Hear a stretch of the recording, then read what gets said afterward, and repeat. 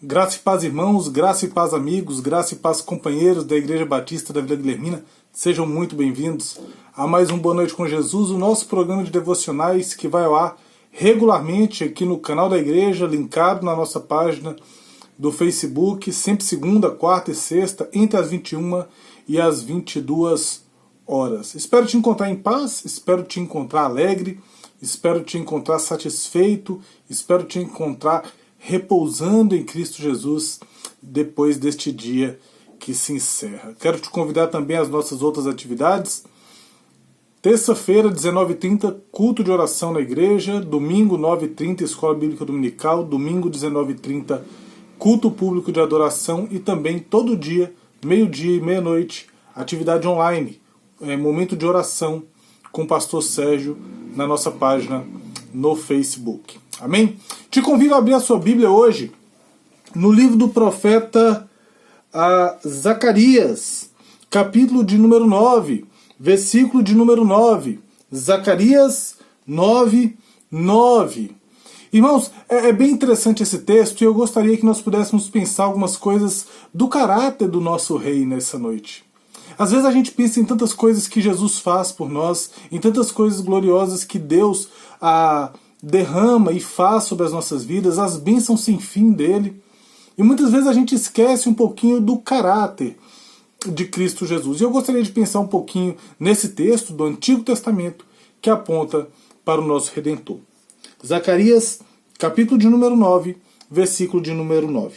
Diz assim a palavra do Senhor: Alegra-te muito, ó filha de Sião, exulta, ó filha de Jerusalém. Eis aí te vem o teu rei, justo e salvador, humilde, montado em um jumento, num jumentinho, cria de jumenta. Olha que texto fantástico. Primeira coisa que a gente vê aqui é um efeito que existe da presença de Jesus sobre a nossa vida. Alegra-te muito, seja feliz. Eu falo isso muito com algumas pessoas, que a alegria cristã não é uma alegria esquizofrênica. A gente não fica rindo para as paredes quando estamos acometidos por tragédias. Quando as coisas ruins acontecem, a gente se entristece. Mas a gente consegue se alegrar sabendo que essas coisas ruins que nos acontecem, ou que acontecem com pessoas ao nosso redor, ou que acontecem no mundo que nos cerca, são coisas passageiras.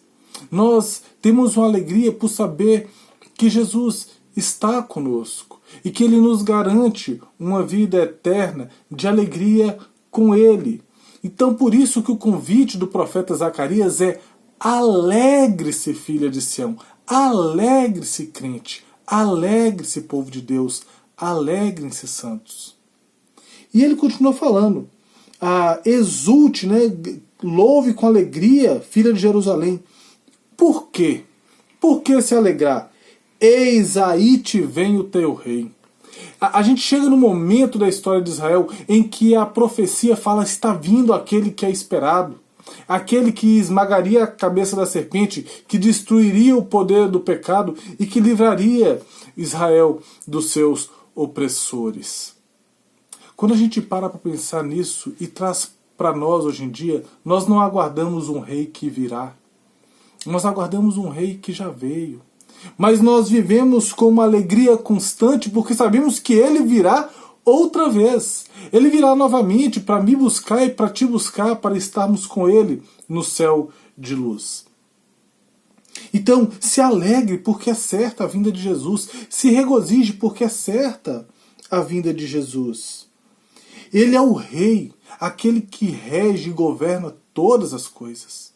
Meu irmão, minha irmã, meu amigo, minha amiga, meu companheiro, minha companheira, nada do que acontece com a tua vida está fora do controle de Deus. Algumas coisas acontecem que não nos agradam, algumas coisas acontecem que realmente são ruins, mas todas essas coisas estão sob o controle de Deus. E se você está em Cristo Jesus, pode ter certeza que todas essas coisas cooperam para o teu bem. Desculpe, mesmo que agora você não consiga compreender. Ele é o rei, ele é justo, É interessante essa ideia de justiça que nós temos em Cristo Jesus. Porque, como nós estamos estudando na escola bíblica, existe um pecado. E o pecado tem de ser punido. Deus não deixaria o pecado sem punição. Deus não deixa que o pecado passe incólume. Mas Jesus tomou o lugar que era meu e seu, porque os pecados eram meus e seus, e ele levou sobre si. Deus teve a sua justiça satisfeita porque a afronta que havia no pecado contra a santidade de Deus foi removida através da ação de Cristo Jesus. Através de Deus mesmo, segunda pessoa da Trindade, que se fez homem e morreu naquele madeiro. E por ter se feito homem e por ter morrido naquele madeiro, ele é também o nosso Salvador. Ele nos livra das correntes, ele nos livra das amarras, ele nos livra da opressão do pecado. Meu irmão e minha irmã, pense onde você estava e pense a liberdade que você tem hoje por estar em Cristo Jesus. E se você ainda é escravo dos seus pecados, eu te convido a ter um encontro com esse Rei Salvador, que te chama hoje, te convida hoje para estar com ele. Este é o dia que se chama hoje, e o dia que se chama hoje é o dia da salvação. E o texto continua falando mais do caráter de Cristo, desse Cristo que é rei, que é justo, que é salvador. Ele é humilde. Cristo Jesus, ele não tenta tomar um lugar de glória que é dele. Pelo contrário, como estudamos na carta aos Filipenses, ele abre mão da sua glória e se torna o menor dos homens por amor à humanidade e por obediência ao plano eterno do Pai. Ele é humilde a ponto de ir para o abatedouro como ovelha muda, por amor a mim, por amor a você. E quando a gente olha o texto, a gente vê ainda que ele vem montado em um jumento, num jumentinho, cria de jumenta. Isso é extremamente interessante. Às vezes a gente acha que Jesus é humilde porque ele vem num jumento.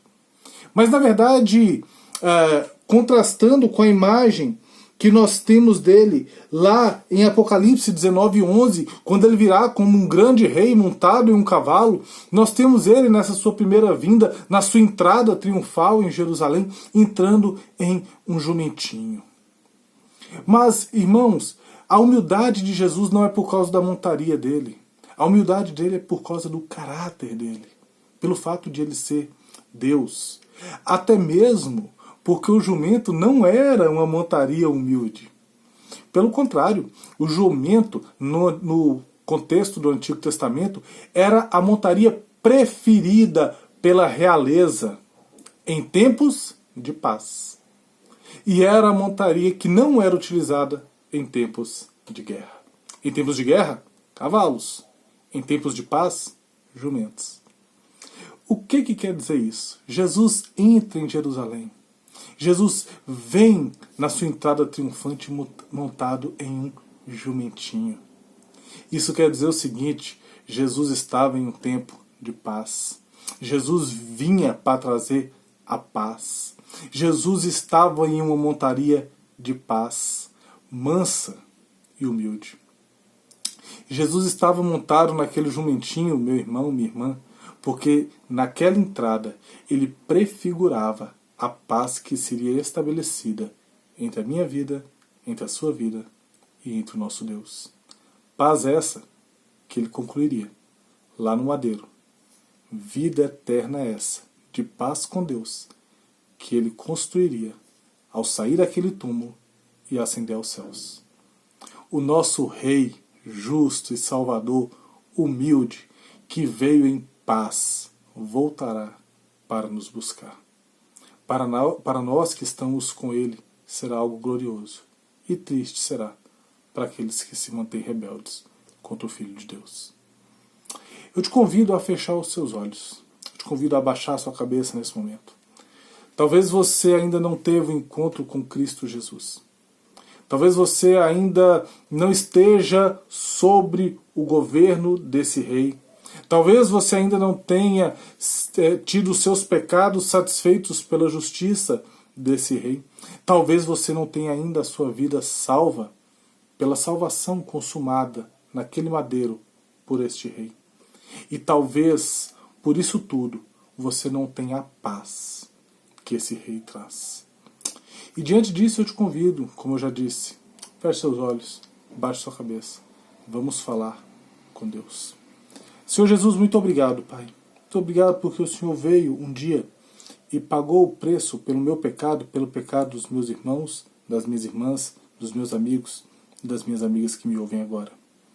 Muito obrigado, Jesus, porque o Senhor é um Deus humilde, o Senhor é um Deus santo, o Senhor é um Deus salvador, mas, Senhor Jesus, o Senhor também é um Deus justo, que não deixa o pecado sem justa paga.